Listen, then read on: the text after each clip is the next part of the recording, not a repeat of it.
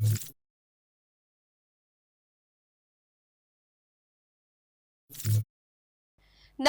હું છું પ્રિયા અને તમે જોઈ રહ્યા છો જનતા કી જાણકારી ન્યૂઝ।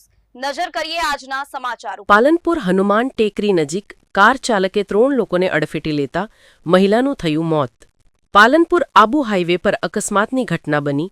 સર્વિસ રોડ ઉપર દૂધ લઈને જતી મહિલા સહિત 3 લોકોને બેફામ બનેલા કાર ચાલકે લીધા અડફેટે। મહિલાને 108ની ટીમે CPR આપી બચાવવા કરાયો પ્રયાસ। સારવાર મળે તે પહેલા મહિલાનું થયું મોત। 2 પુરુષો ગંભીર ઇજાગ્રસ્ત થતા સિવિલ હોસ્પિટલમાં સારવાર માટે ખસેડાયા।